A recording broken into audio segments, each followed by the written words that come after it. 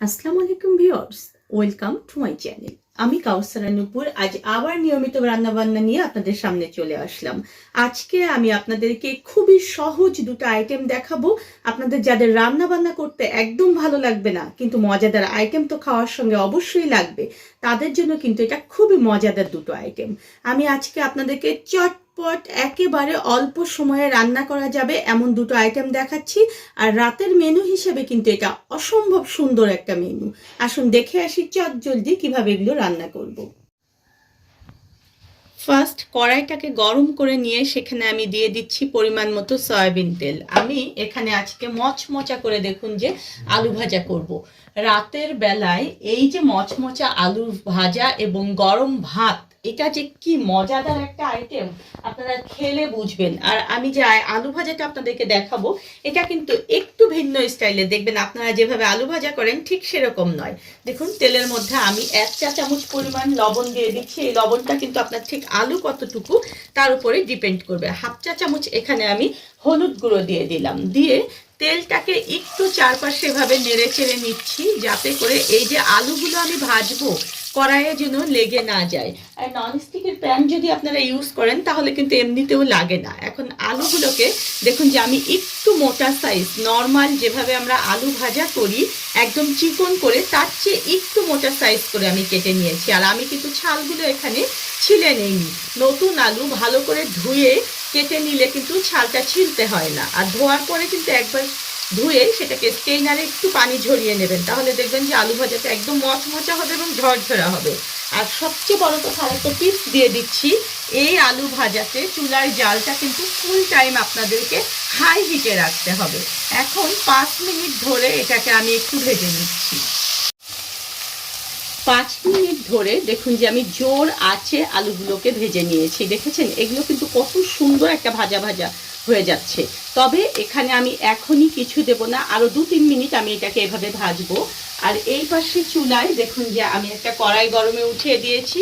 আর সেই গরম কড়াইয়ের মধ্যে আমি সরিষার তেল দিয়ে দিচ্ছি 3 টেবিল চামচের মতো। এই রান্নাটায় কিন্তু সরিষার তেলই ব্যবহার করবেন, কারণ আমি একেবারে অথেন্টিক রেসিপি আপনাদেরকে দেখাচ্ছি। এখন তেলটা যখন আমার একটু গরম হয়ে যাবে তখন এর মধ্যে আমি 1 চা চামচ পরিমাণ লবণ দিয়ে দেব। লবণটা এই কারণে দিচ্ছি যাতে করে কড়াইটা খুব সুন্দরভাবে একদম স্লিপারি হয়, যাতে করে আমি যে এখানে ডিম রান্না করব ডিমটা লেগে না যায়। এখন এর মধ্যে হলুদও দিয়ে দিচ্ছি আমি 1/2 চা চামচ পরিমাণ। আমি পরবর্তীতে আবার হলুদ এখানে ব্যবহার করব। আর 4 থেকে 5টা পেঁয়াজ কুচি এখানে দিয়ে দিচ্ছি। এই পেঁয়াজ কুচিটা কিন্তু একেবারে কুচি পেঁয়াজ ব্যবহার করার চেষ্টা করবেন। এটাকে আমি একটু ব্রাউন বর্ণ করে ভাজবো। আর এই যে পাশের চুলা যেখানে আমি আলু ভাজছিলাম, সেই আলু ভাজাটা আমার কিন্তু মোটামুটি একটা সুন্দর চলে এসেছে কালার। এখন এর মধ্যে আমি পেঁয়াজ কুচি দিয়ে দেবো। পেঁয়াজটা ঠিক আলুর মতোই, নর্মাল পেঁয়াজ কুচির চেয়ে একটু মোটা সাইজ করে আমি কেটে নিয়েছি, দেখুন দেখেছেন। আর পেঁয়াজ কুচিটা হবে হচ্ছে ঠিক আলু যতটুকু আমরা নেব তার চেয়ে 3 ভাগের 1 ভাগ পেঁয়াজ কুচি হবে, মানে পেঁয়াজ কুচিটা কিন্তু একটু এখানে বেশি দিতে হবে। আর এখানে কাঁচামরিচের ফালি দিয়ে দিচ্ছি আমি একটু বেশি করে। এই আলু ভাজাটা কিন্তু ঝাল ঝাল হবে। এখন এটাকে আমি নেড়ে চেড়ে আবার এই জোর আঁচেই ভাজতে থাকবো। আর পাশের চুলায় কিন্তু আমার পেঁয়াজটাও ভাজা হচ্ছে। পেঁয়াজ কুচিটা যখন এরকম হালকা ব্রাউন হয়ে যাবে, খুব বেশি ব্রাউন কিন্তু করবেন না, তাহলে কিন্তু কালার নষ্ট হয়ে যাবে। এর মধ্যে আমি 3 থেকে 4টা দেখুন যে কাঁচামরিচের ফালি দিয়ে দিলাম।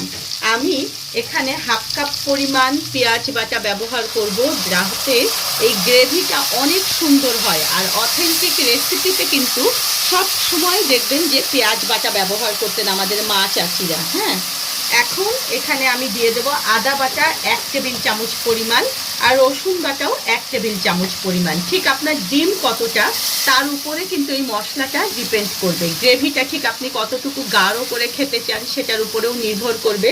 এখানে আমি শুকনো মরিচের গুঁড়ো ব্যবহার করব।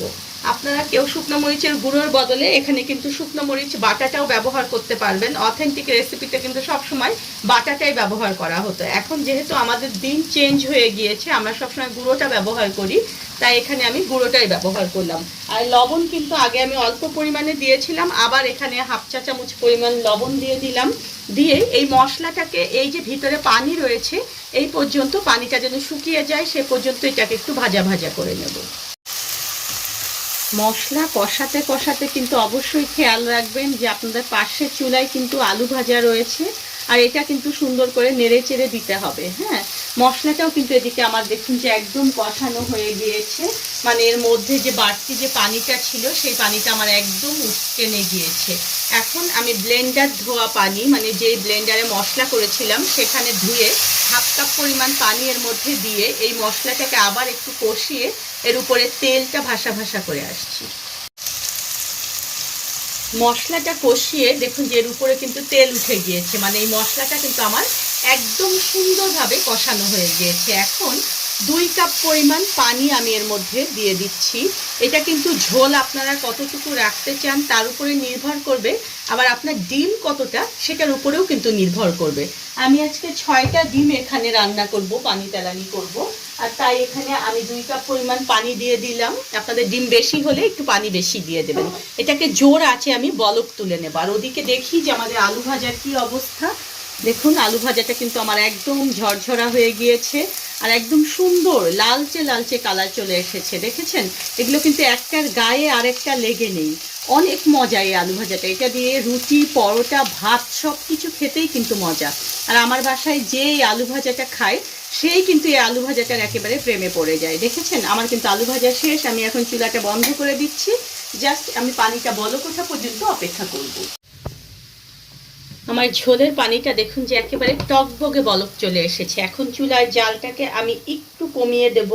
এটার একটা রহস্য আপনাদেরকে আমি বলছি। যদি আমি একেবারে টকবগে এই যে পানিটা, ঝোলের পানিটা, এর মধ্যে যদি ডিমটা দেই তাহলে কিন্তু আমাদের ডিমের চারপাশের যে সাদা অংশটা রয়েছে এই সাদা অংশটা জোর আছে যেভাবে যখন পানিটা বলক আসছিল ওর মধ্যে একেবারে চারপাশে ছেঁড়া বেড়া হয়ে যাবে, মানে এগুলো চারপাশ থেকে খুলে যাবে। কিন্তু এই যে অল্প আঁচে যদি ডিমটাকে ছেড়ে দেই তাহলে দেখবেন যে ডিমটা খুব সুন্দরভাবে থাকবে।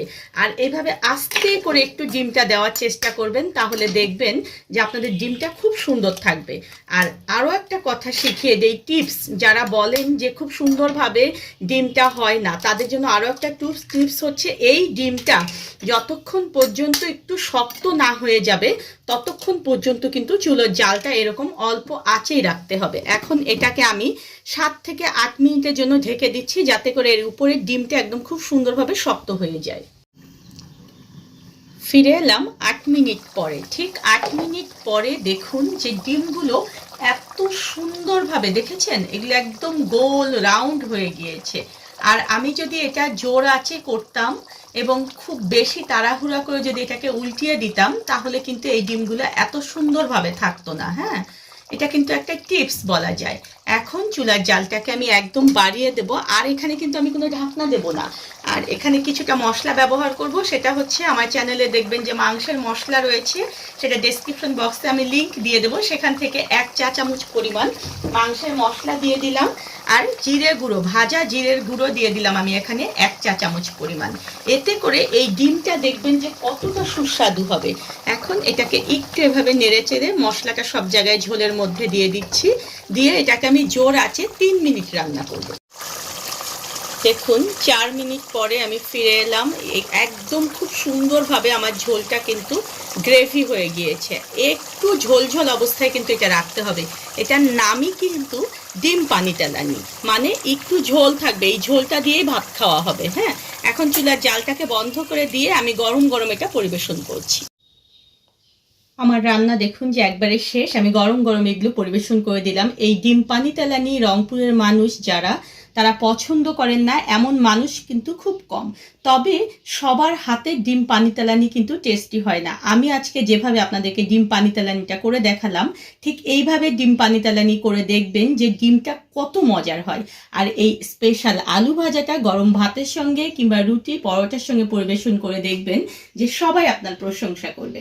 দেখেছেন কত সহজে মজাদার দুটো আইটেম হয়ে গেল। এখন গরম ভাতের সঙ্গে এটা সবাই মিলে খেয়ে ফেলুন। ধন্যবাদ সবাইকে আমার সঙ্গে থাকার জন্য। আর আমার পরবর্তীতে আরও নিয়মিত রান্নাবান্না দেখতে চাইলে প্লিজ আমার চ্যানেলটা সাবস্ক্রাইব করবেন। আর নিয়মিত রান্নাবান্না যদি শুধু দেখতে চান তাহলে কাউসারা নুপুর নিয়মিত রান্নাবান্না দিয়ে সার্চ দিলে ইউটিউবে চলে আসবে আমার নিয়মিত রান্নাবান্নাগুলো।